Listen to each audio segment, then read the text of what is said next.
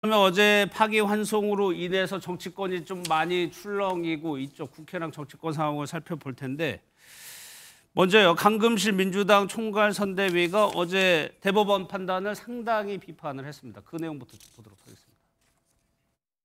어제 대법원장 판결이 굉장히 충격을 줘서 저는 개인적으로는 조희대 대법원장과 동기입니다. 연수원 동기이고 한 말씀 드리지 않을 수가 없어서 조희대 대법원장은 규정과 관례도 무시하고 9일 만에 단 2번의 합의로 무죄 원심을 깼습니다. 대법원장이 직권으로 전원합의체 해부를 했고 그대로 놓아두면 기각될까 오래된 것 아닙니까? 의심하지 않을 수 없습니다. 네, 박조희 변호사님 나오셨는데 일단 지금 대법원에서 서울고법으로 기록이 왔다고 해요. 그러면 이제 재판부 배당하고 그 속도가 다 평소에 재판하고 빠른 겁니까? 좀 느린 겁니까? 굉장히 빠른 겁니다. 통상 파기환송 판결이 나왔을 때 재배당하는 사건 같은 경우는 통상 기록 자체가 송부하는데 1주에서 2주 정도 걸립니다. 그런데 어제 판결이 있었는데 오늘 기록을 송부했다라는 거는 다른 사건에 비해서 굉장히 빠르게 진행되고 있다. 이렇게 해석을 하시면 될 것 같습니다. 그러면 재판부 배당도 더 빨리 할 수 있다는 네, 건가요? 재판부도 지금 아마 형사 7부에 배당될 것으로 아마 추정을 하고 있는데요. 예. 왜냐하면 서울고법에 선거 사건을 전담하는 부가 3부가 있습니다. 2부, 6부, 7부가 있는데 이전 사건 같은 경우는 6부에서 진행이 됐었는데 이 파기환송심을 했을 때는 사실은 이전 재판부에서는 배당을 하지 않습니다. 예. 재배당을 하지 않기 때문에 그 해당 재판부의 대리부에 배당이 되는데 6부의 대리부가 7부이기 때문에 지금 7부에 배당될 것으로 지금 추측이 됩니다. 예, 그러면 바로 공통 질문을 드려볼게요. 이 파기환송심이라고 하죠. 이 결과가 대선 전에 나올 것이냐, 대선 후에 나올 것이냐. 일단 서정욱 변호사도 법조인이시니까. 저는 이제 그 파기환송심은 당연히 대선 전에 나오고요. 예. 다만 이게 또 재상고를 할 수가 있잖아요. 근데 대법원 판결까지는 대선 전이 현실적으로 쉽지는 않다. 이렇게 보고 있는데. 그러니까 확정 판결은 힘들다. 예, 또 대법원에 5심제가 되는 거, 5심제가. 예. 그러니까 이번에 이거 오늘 기록 돌려받았잖아요. 그러면 이게 아마 바로 부가 오늘 지정된단 말이에요. 예. 그러면 이게 바로 이재명 대표한테 특별 송달을 한다고요. 예를 들어 국회의원회관이나 당대표실로 인편으로 갖다 주면 돼요. 예. 폐문부제라 안 받았더라도. 그리고 이게 항소심은 항소 이유서를 낼 필요가 없어요. 파기환송이기 때문에 새로 낼 필요가 없죠. 예. 그다음에 선거법은 기일 전에 한 번 안 놓으면 그다음에 골석 재판할 수 있다고 법에 돼 있습니다. 아마 이재명 대표가 한 번 안 놓겠죠. 예. 다음 주에 기일 정하면 그러면 이게 바로 그냥 2, 3일 뒤에 정해서 양형만 하면 되는 거예요. 예. 유무죄를 이게 판단할 필요가 없죠. 따라서 저는 항소심에게 무조건 대선 전에 나온다. 근데 문제는 이제 그 판결에 또 불복할 수가 있잖아요. 예. 그러면 상고 기한이 일주일이거든요. 요거를 끄는데 문제는 상고 이유서를 20일 내에 보통은 내는데 근데 상고 이유가 없잖아요. 여기 형량을 정하면 이미 전합의체 판결 끝났잖아요. 따라서 저는 20일 기다려줄 필요 없이 대법원이 비상 상황이라 보면 대법원까지도 대선 전에 나올 수도 있다. 예. 근데 통상적으로는 이제 그 상고 기한 일주일, 그다음에 이유서 20일, 27일이니까 잘 안 논다고 보잖아요. 근데 저는 20일은 반드시 지켜야 될 기한이 아닙니다. 예. 아무 상고 이유가 없잖아요.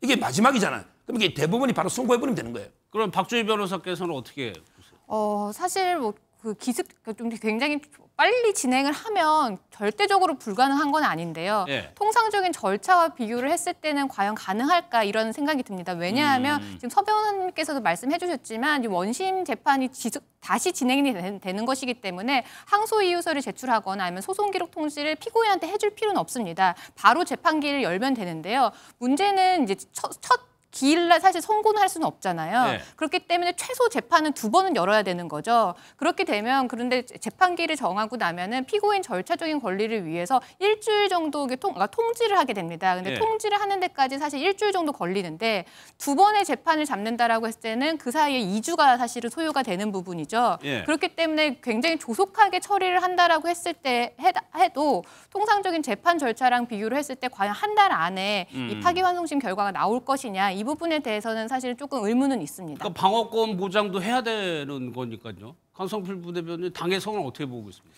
사실 저희가 3월 26일 날 이재명 후보의 사법 리스크가 해소됐다라고 판단을 했던 것이 예.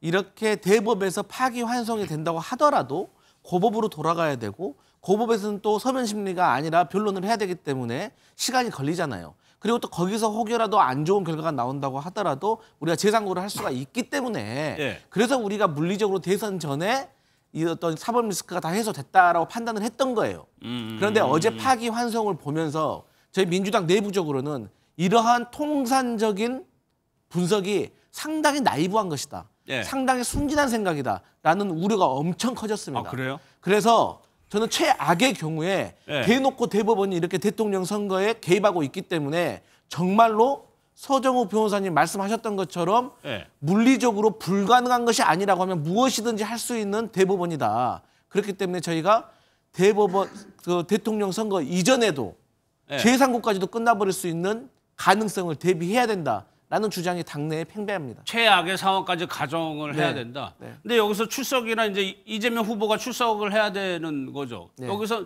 이른바 지연 작전이라든가 좀 재판을 느리게 하는 방법은 고려 안 하세요? 그러니까 재판을 뭐 느리는 작전을 한다고 하더라도 네.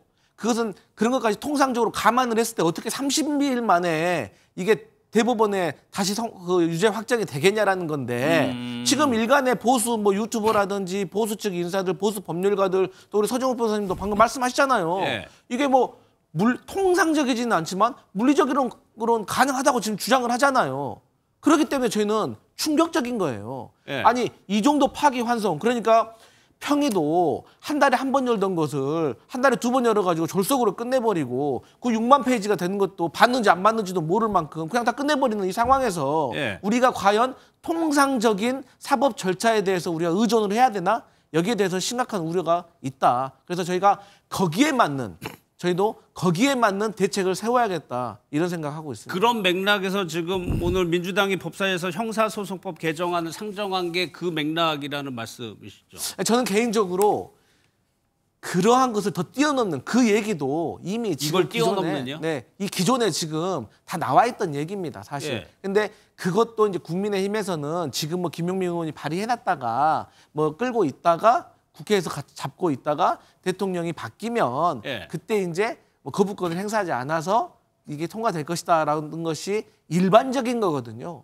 근데 저희도 어쨌든 간에 그 모든 가능성을 다 열어놓고 저희가 한번 생각을 하고 있습니다. 알겠습니다. 그러면 오늘 법사위에서의 형사소송법 개정안을 상정을 하고 논의를 하고 있는 상황인 것 같습니다. 그 영상 한번 보고 이어가겠습니다. 형사소송법 일부 개정 법률안은 우리 위원회의 의결로 상정하고자 하는데 이의 없으십니까? 재석 위원 총 14인 중 찬성 9인, 반대 5인으로 가결됐음을 선포합니다. 이렇게 특정한 후보를 위해서 법률까지 개정하는 것이야말로 이거 북한의 김정은 체제나 볼 수 있는 거 아닌가요?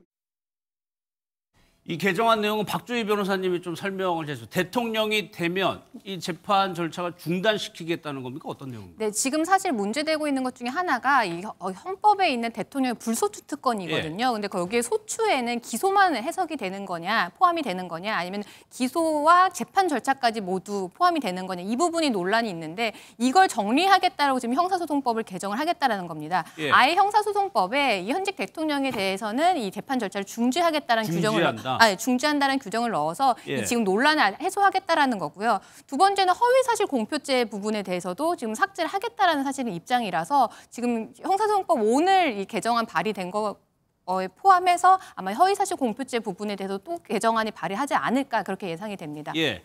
재직 동안에는 재판이 정지가 되고 허위 사실을 명확히 공표죄를 삭제하고 이런 개정안들을 이제 추진하고 있는 상황인데 만약에 지금 민주당에서는 네. 실제로 형사소송법 개정안을 본회의 통과시키겠다는 의지가 강한 겁니까? 네, 저희는 그런 의지가 그럼 강한 시점은 언제쯤이에요? 그 시점에 대해서는 현실적으로 가능한지에 대해서 방법론에 대해서 좀 고민을 해봐야 됩니다. 예. 그러니까 이제 어쨌든 대통령 권한대행이 국회에서 우리가 지난 윤석열 정부 3년 동안 봤지만 저희가 국회에서 통과시키면 뭐합니까? 다 거부권으로 막혀버리잖아요. 그렇기 때문에 저희가 이 거부권을 상쇄할 수 있는 방법이 무엇인지에 대해서 현실적으로 좀 고민을 해야 되는데 예. 사실 저 법안을 국회에 통과시키기 전에 공직선거법 264조에 보면 당해 선거에 무효형을 받으면 벌금 100만 원 이상을 받으면은 그것은 당해 선거에 해당이 된다라는 조항이 있습니다. 그 말은 무슨 말이냐? 과거 2010년도에 화성시장 사례가 있어요. 예. 이 화성시장이 2010년도에 시장직에 당선이 됩니다. 그런데 공직선거법 허위사실 유포로 이제 이제 재판을 받게 되는 거죠. 근데 본인의 초선 재임 기간 4년 동안에 이 재판이 안 끝났어요. 그러니까 피선거권이 있는 거예요. 예. 그래서 2014년도에 재선에 도전합니다. 당선이 또 됩니다.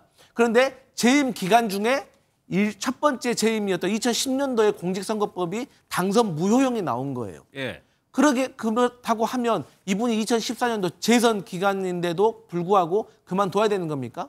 아닙니다. 지금도 시장직을 유지하고 있습니다. 예. 그렇게 따져본다면 이재명 후보도 지난 대선에 있었던 일이고 지난 대선에 한해서 당선 무효형이 나온다고 하면 예. 그게 피선거권을 가지고 있는 상태에서 대선에 출마해서 대통령이 됐다면 그것은 과거의 일이기 때문에 대통령직을 계속 수행할 수 있다는 게 공직선거법 264조의 내용이거든요. 예. 그리고 이걸 따지지 않... 짧게. 그렇게 그렇게 이제 뭐 입법권을 행사한다고 그런 이유로 해가지고 할 수가 있겠지만 혹시 당에서 역풍 우려하는 목소리는 없습니까? 그러니까 저희가 고민하고 있는 거예요. 네. 그러니까 이러한 부분을 추진하기 전에 국민적인 정서도 저희가 한번 점검을 해야 될 필요가 있지만 제가 앞서서 말했잖아요. 예. 근데 웃긴 게 뭡니까? 대법원은 이렇게 졸속으로 이재명 후보에 대한 파기환송을 내리면서 국민 정서 감안했을까요? 역풍 생각했을까요? 저는 안 했다고 생각해요. 왠지 아세요? 그만큼 간절하면 그렇게 되는 겁니다. 그렇기 때문에 그럼에도 불구하고 저희는 정치 집단이기 때문에 네. 과연 이렇게 우리가 행동을 했을 때 국민들이 이해를 해 주실까? 말씀하신 것처럼 역풍이 불까에 대해서는 좀 고민하고 있는 단계입니다. 그럼 또 하나가 지금 박 변호사님 뭐가 있냐면 돈 문제가 있다고 하는데 유죄가 확정이 되면 당 차원에서 대선 비용을 전액 반환해야 된다. 이 금액이 400억이 넘어요. 네, 맞습니다. 지금 사실은 우리나라는 선거공영제라고 해서 선거와 관련된 비용 같은 경우 국가에서 보전을 해주거든요. 그런데 이게 만약에 공직선거법에서 당선 무효형이 나오면 그 해당 선거에서 들어갔던 이 선거 보전금 같은 경우를 반환하도록 규정이 되어 있습니다. 그게 지금 민주당이 지난 대선에 받았던 이 보전금이 434억 원입니다. 예. 그래서 이 부분에 대해서 이재명 후보가 이 당선 무효형이 확정이 된다라고 하면 민주당 입장에서는 434억 원을 지금 토해내야 되는 상황이거든요. 예. 근데 이 규정에 대해서는 작년에 헌법재판소에서 위헌 심판이 있었는데 합법하다, 합헌이다라는 확인이 있었기 때문에 사실은 이 부분 같은 경우는 민주당에서 당선 무효형이 나오면 430억 원을 반환해야 될 수밖에 없는 상황이기 때문에 예. 이런 구제책을 지금 모색하고 있는 것으로 보입니다. 이게 돈이 뭐 작은 금액이 아니기 때문에 현실적인 문제가 당이 뭐 그렇게 돈이 많은 것도 아니고 그러면 국민의힘에서는 이 사항을 이렇게 진행하고 있는 거에 대해서 좀 어떻게 대응하고 있어요? 지금 이제 그 국회 입법부라는 게 어떤 이게 특정 범죄 혐의자 피고인을 이렇게 방탄하기 위해서 입법권을 이렇게 남용하고 있는 거 아닙니까? 예. 이거는 이제 정말 말도 안 되는 게 법치 유린이다 이렇게 보고요. 상식적이라면 후보를 대법원 전합제라는 게 유죄 끝난 겁니다. 1심 판결 들어준 거예요. 예. 형량도 이게 징역 1년의 집행유예 끝난 겁니다. 이러면 이게 안 노는 게 맞아요. 근데 이번에 나오잖아요. 또 이게 저는 1,000억 물어내야 봐. 1,000억. 왜요? 저번에 434억 물어내려고요.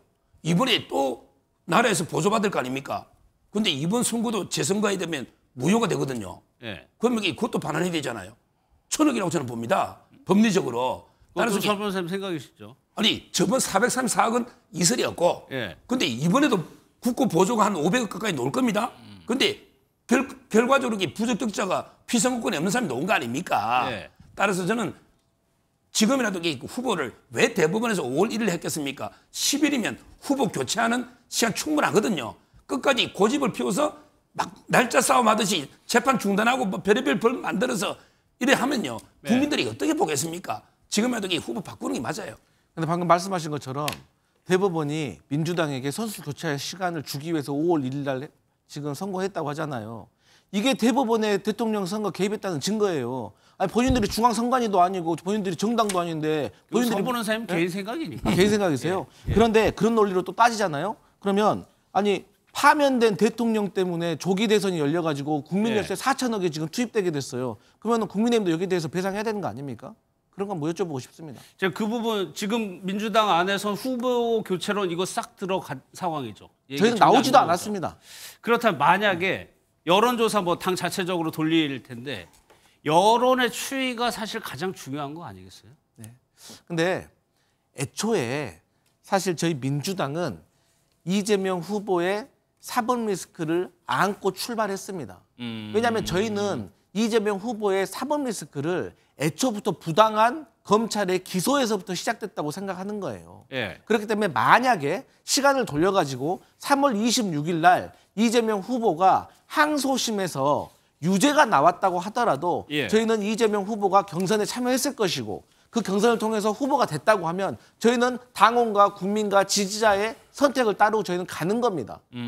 그렇기 때문에 이제 와서 무슨 파기환송이 됐기 때문에 뭐 흔들리는 거 아니냐? 지금 지난 3, 4년 동안 대한민국 국민, 온 국민의 변호사가 됐잖아요. 왜 예. 그렇습니까? 언론에서 정치권에서 이재명 후보의 그 사법 리스크에 대해서 낱낱이 다 분석을 했지 않습니까?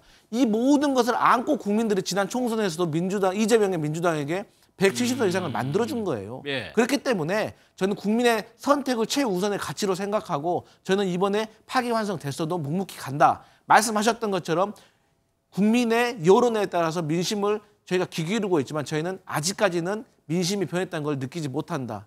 이런 말씀 드립니다. 알겠습니다. 어젯밤에 국회가 아주 긴박하게 돌아갔습니다. 대법원에 지금 속보가 하나 들어왔는데 어떤 내용인지 한번 볼까요? 이제 파기환송심 서울고법 형사 7부에 배당까지 했다. 잠깐만요. 박주임 씨. 어제 대법원이 판단하고 지금 배당까지 했다고 하면 기록이 넘어가는데 한 일주일 정도 빨라졌다고 말씀하셨죠. 네. 배당까지 하면은. 배당도 사실은 원래는 배당 자체는 사실은 그렇게 빠른 건 아닙니다. 왜냐하면 예. 기록이 왔으면 그다음엔 자연적으로 배당 절차가 이루어지기 때문에 사실 기록 손부가 빨랐기 때문에 배당도 빨라진 거지 배당 자체가 이례적으로 빨랐다 이렇게 해석하기는 좀 어렵습니다. 그러면 일단은 대법원이 그렇게 하면은 고법에서도 빨리 해야 된다는 뭐 압박감 이런 게 있을 수 있나요? 대법원이 어제 그 판결을 하면서 보도 자료를 통해서 이렇게 빨리 진행됐던 부분에 대해서 충분히 밝혔습니다. 네. 공직선거법 사건 같은 경우는 국정 혼란을 방지 위해서 좀 빨리 해야 되는 필요성이 있고 예. 더더욱 이 선거 자체에 사법부가 관여한다는 인상을 주지 않기 위해서 이례적으로 좀 빨리 한 것 같은데 그렇기 때문에 대법원의 의지가 그렇다라고 하면 하급심인 고등법원 같은 경우도 그 취지를 따를 것으로 보입니다. 알겠습니다. 대선 전에 파기환송심의 결과가 나올지가 일단은 좀 관심을 모아주네요.